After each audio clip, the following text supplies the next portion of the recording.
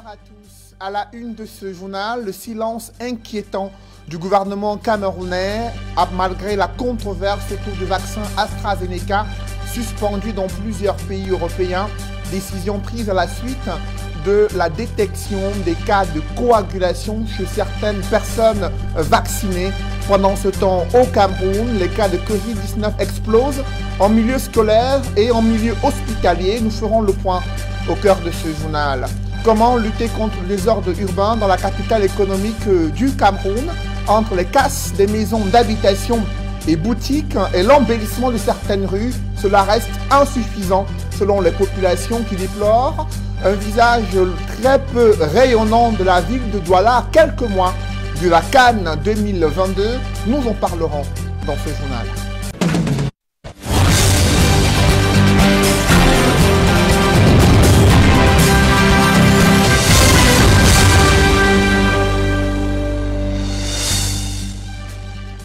Merci de suivre cette édition complète de l'information sur Equinox Télévision. Si rien n'est fait, l'on tend vers une paralysie de la station de l'Institut de recherche agricole située dans la Dibamba. Les employés de cette structure viennent d'observer un mouvement d'humeur et ils déplorent la détérioration de leurs conditions de travail. Ils comptent aller plus loin et poursuivre ce débrayage si rien n'est fait pour répondre à leurs préoccupations d'ordre social et économique. On fait le point avec Dallas Tiana, Vivien Tonfac. La station Ira de la Dibamba les salue d'une cour de deuil. Assis à même le sol au-dessus des chaises, ces hommes et femmes, employés de la structure, ont l'air déboussolés. Chez certains, l'émotion est si forte qu'ils éclatent en sanglots.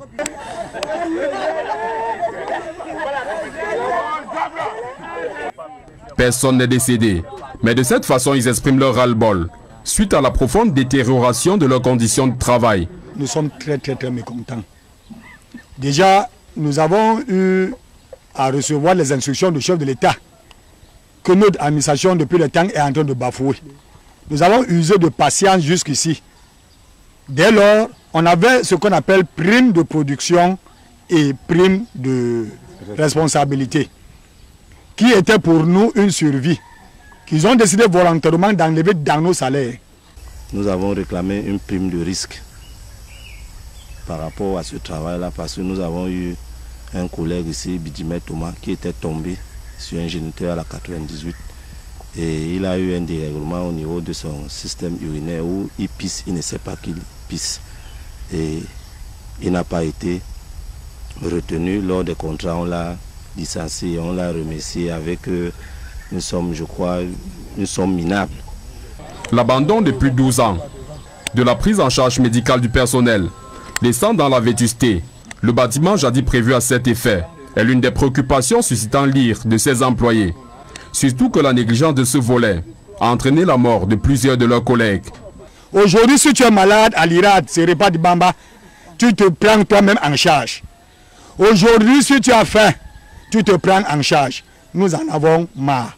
Les personnes sont parties en retraite, d'où elles n'ont jamais vraiment reçu de leur pension vieillesse. Je prends le cas de M. Sami Bienvenu, qui s'est rendu en retraite depuis juin dernier. Et il a perdu vraiment sa vie, n'ayant vraiment pas perçu de son dû. Aussi, ils appellent à la réintégration de leur chef de personnel, suspendu selon eux, pour des motifs fallacieux, et à la prise en solde des ensacheurs qui travaillent depuis 4 mois, sans percevoir le monde radis, en contrepartie. À la station Ira de la Dibamba, spécialisée à la recherche agricole sur le palmier à huile, les conditions de vie ne sont elles aussi guère reluisantes. Logés dans des cases ressemblant à des poulaillers, les employés doivent faire la queue devant l'unique latrine disponible et où ils se disputent l'espace avec les asticots. Nous n'avons pas les toilettes. Les toilettes sont déjà remplies. Les toumous sont là, derrière nous. Les asticots sont derrière nous. Quand tu veux chier comme ça, là, ça saute. Même les enfants ont déjà les maladies. Et tu fais les besoins, on te voit dehors. Avant, c'était qu'on venait même enlever l'eau là. Maintenant, rien. Choqués par l'indifférence de leur hiérarchie, malgré les multiples correspondances, les employés de la station Ira de la Dibamba se disent déterminés à observer un arrêt de travail jusqu'à la prise en compte de leur doléance. Reportage d'Ecoca Lobé, d'Alaskana et Vivien Tonfac. C'est l'alerte maximale dans les établissements scolaires publics situés dans le département du Honkam, là où plusieurs cas de Covid-19 ont été diagnostiqués parmi les élèves inscrits au lycée classique de Bafang. Face à la résurgence de la pandémie, les populations critiquent le manque de sensibilisation sur les mesures barrières et l'absence des outils nécessaires afin de barrer la voie à la pandémie de Covid-19 que font les autorités administratives et sanitaires dans le département du Honkam. Élément de réponse avec Andine Gagnou et Sylvestre Zangao. Sans masque de protection, les uns près des autres, ces élèves semblent ne pas se soucier de la présence du coronavirus. Nous sommes à Babonné, dans le département du Honkam. Ici comme ailleurs, l'observation des mesures barrières est abandonnée. Résultat des courses, des cas de contamination se multiplient. Le 9 mars 2021, 5 élèves du lycée classique de Bafang ont été testés positifs au coronavirus. La situation d'ores et déjà préoccupante a amené le préfet du département à organiser une réunion pour faire le point. Une situation qui nécessite une prise de conscience, affirme le chef des districts de santé du département. Nous avons 5300 cas testés, 70 cas positifs. Mais ce qui est à noter, effectivement, c'est que pendant environ 9 mois, nous avons eu 42 cas en 2020, mais seulement de mi-janvier à mi-mars, soit 2 mois, nous avons déjà plus de la moitié de tous les cas de 2020. Soit 28 cas.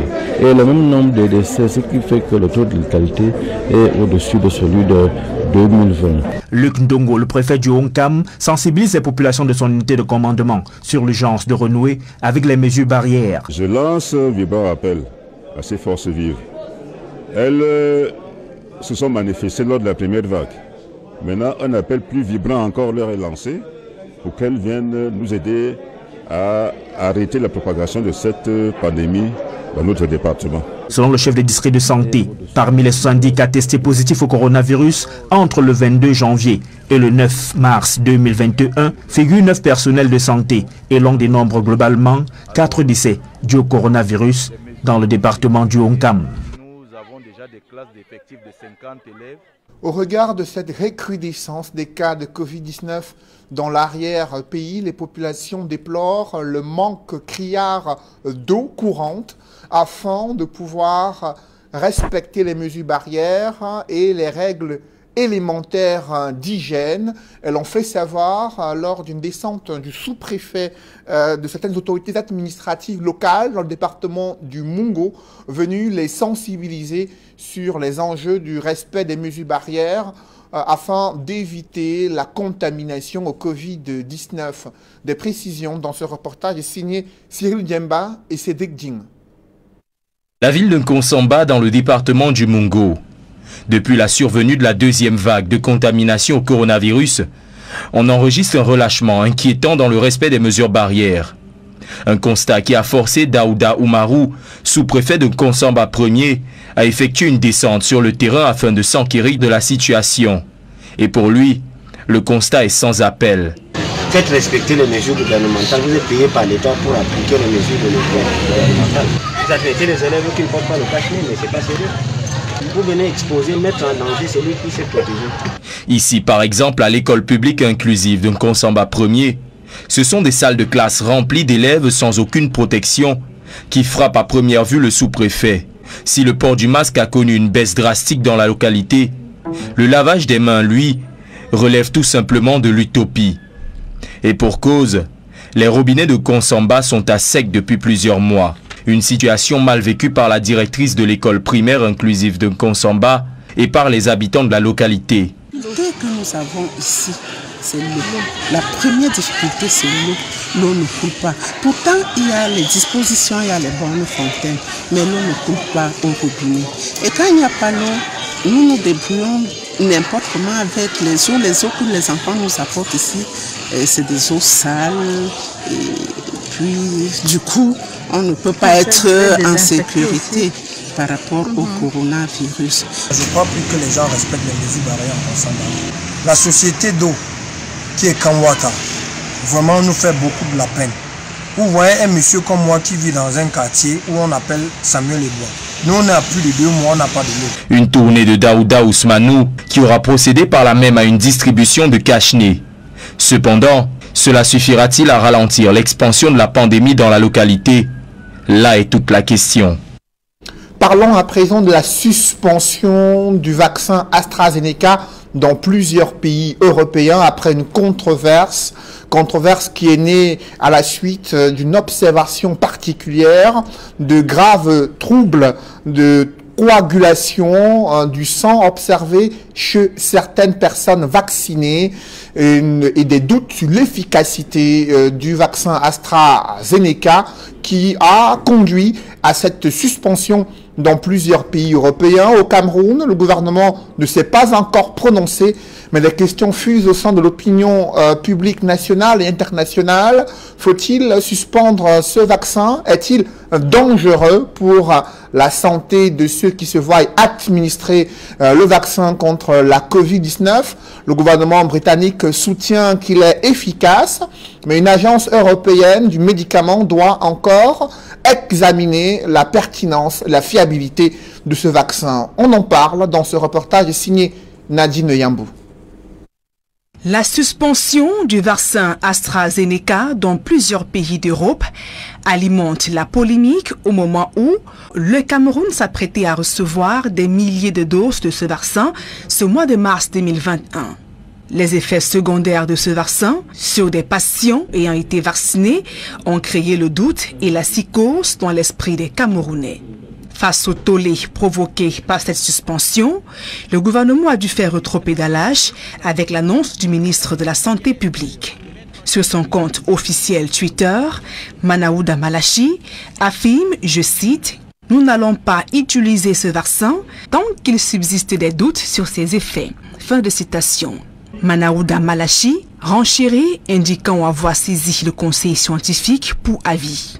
Des informations peu rassurantes au sein de l'opinion nationale qui y voit en cette démarche du gouvernement des faiblesses du système de santé incapable d'apporter des solutions efficaces à la pandémie actuelle. Et comment en est-on arrivé là?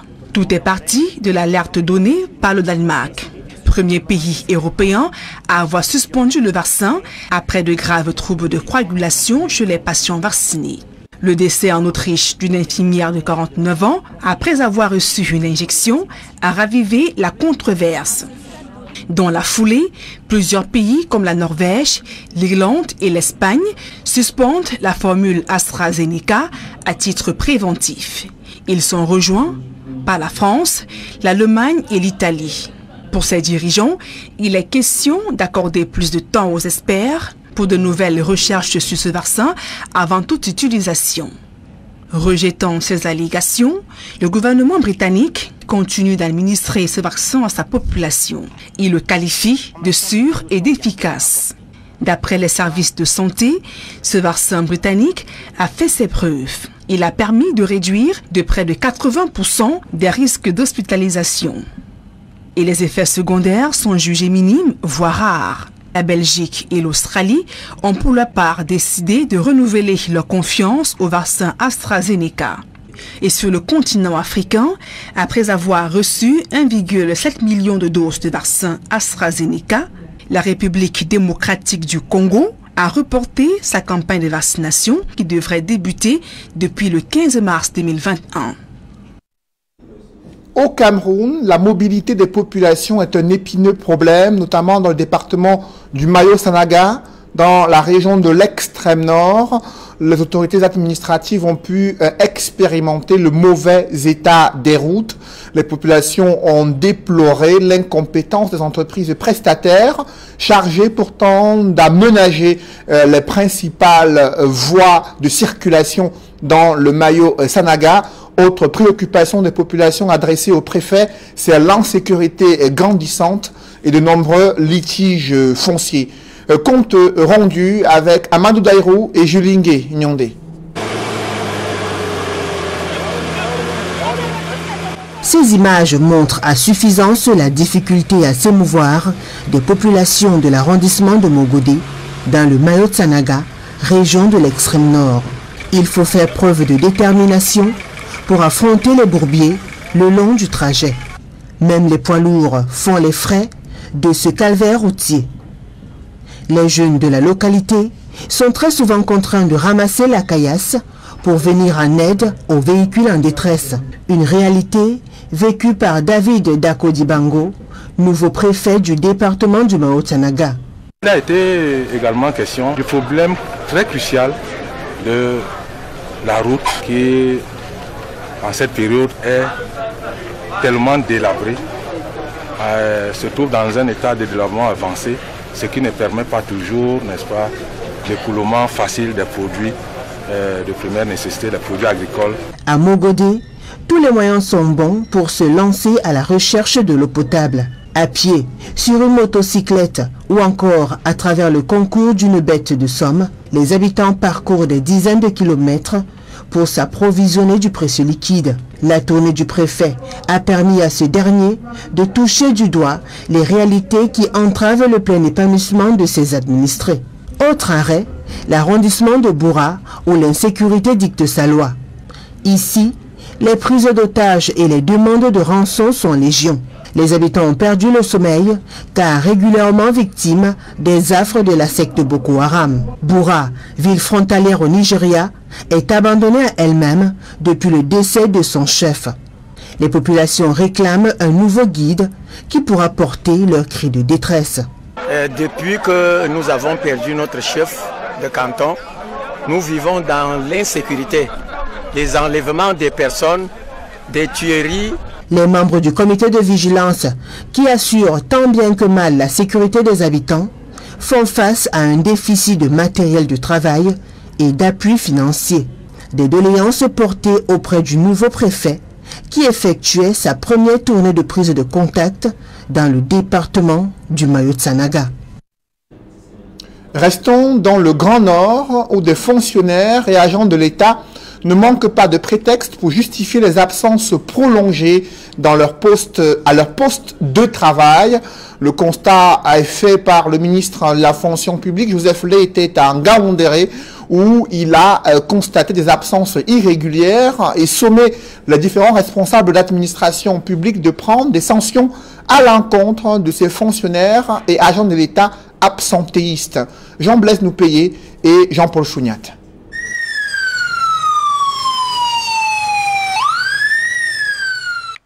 Dans la région de la Damawa, comme un peu partout ailleurs dans l'arrière-pays, l'absentéisme des fonctionnaires fait partie des principaux maux qui ruinent l'efficacité des prestations aux usagers depuis de longues années. Ils prennent tous les prétextes pour ne pas venir au travail. C'est parfois le Covid, c'est parfois un dossier qu'on va suivre à Yaoundé ou je ne sais pas où. Et il y en a qui passent le clair de leur temps en dehors de leur poste de travail et c'est l'administration qui en souffre. Devant tous ces motifs tout trouvés, pour tenter de justifier ce refus déguisé de travailler et d'absence répétitive à leur poste de travail, le ministre Joseph Anderson Lé s'en remet au gouverneur de région. Les gouverneurs de région sont également fortement interpellés parce qu'ils ont avec eux des outils efficaces pour sanctionner.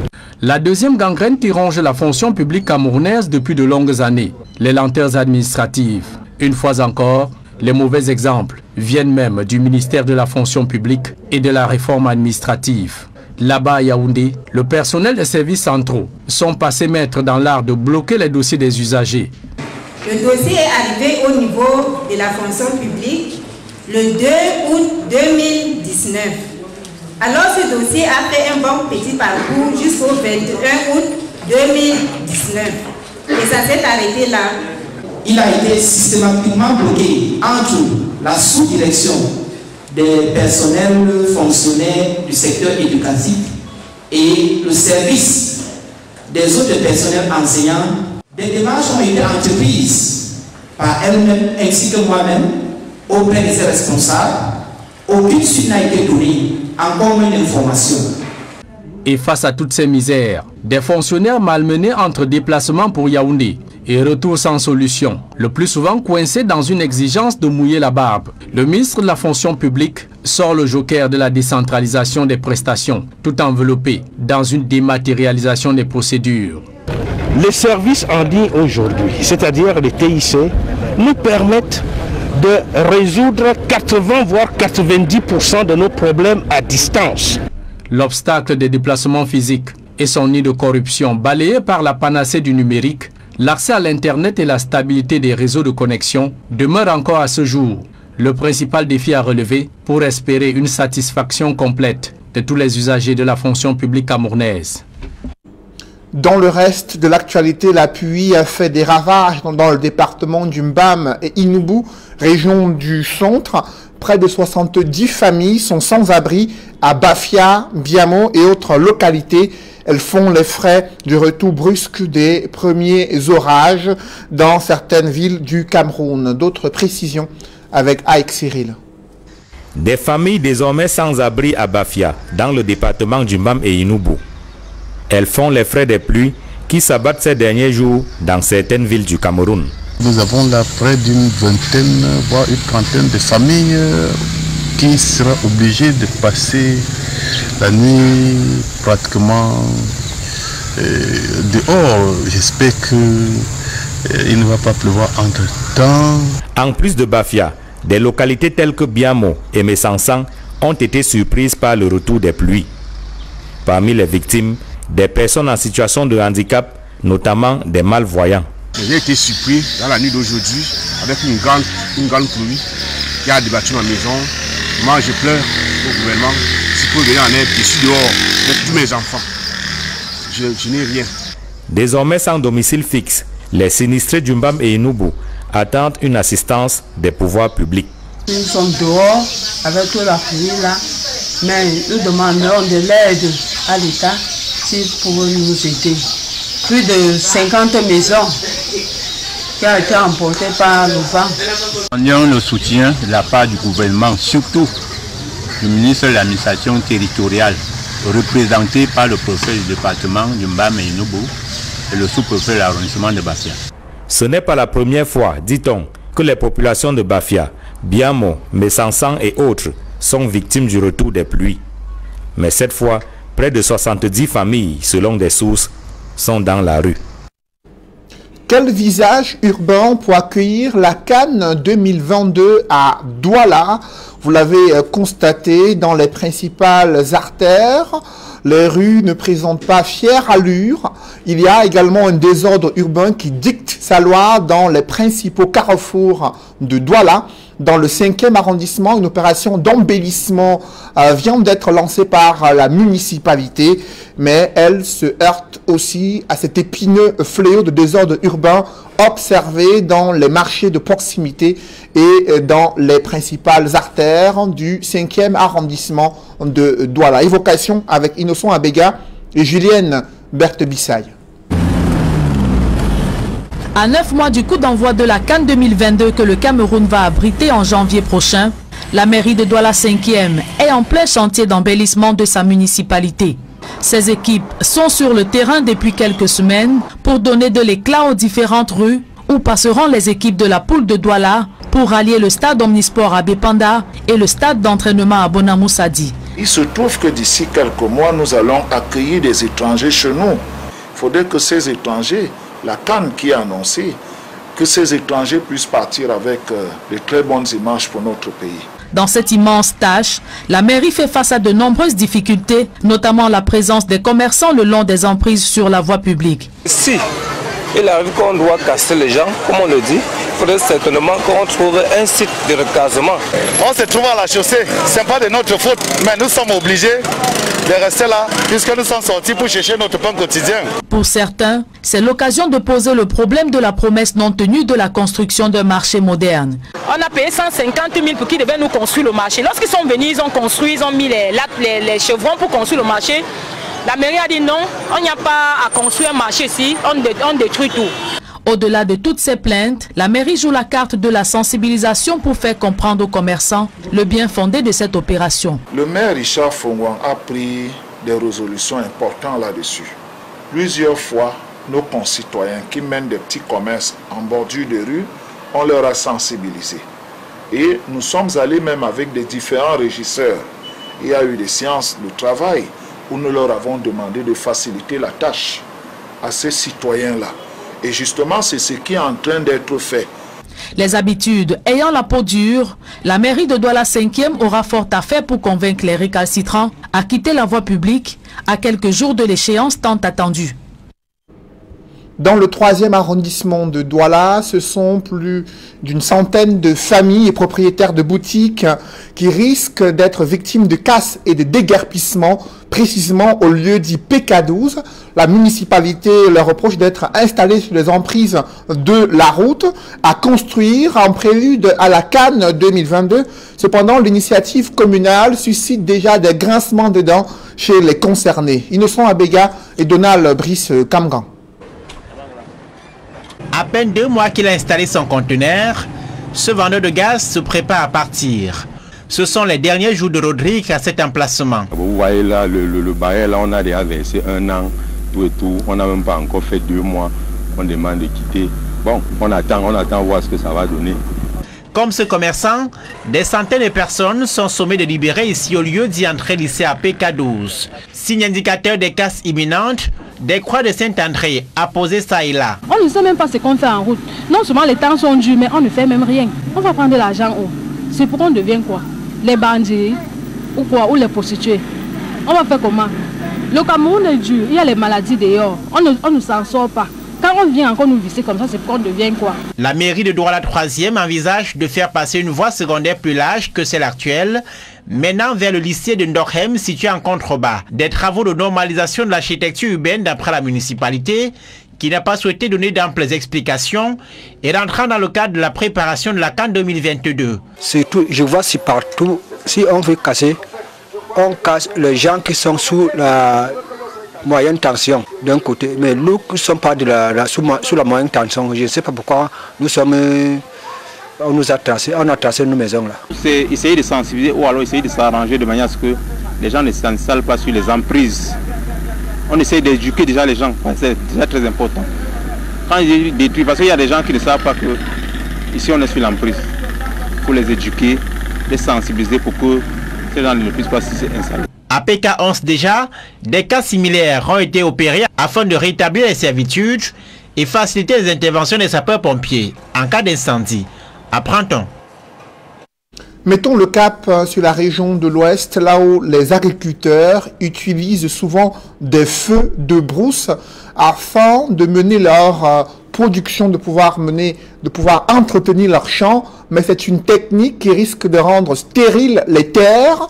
C'est du moins l'avis des experts techniques réunis dans la région de l'Ouest à l'occasion d'examiner une autre stratégie pour améliorer la fertilisation des sols et la rentabilité de la production agricole. D'autres détails avec le Cled Sakem. Les feux de brousse sont en effet une vieille pratique agricole fortement enracinée dans les habitudes de nombreux cultivateurs, notamment dans la région de l'Ouest Cameroun. La pratique est justifiée par la recherche du rendement et le gain de temps dans les plantations.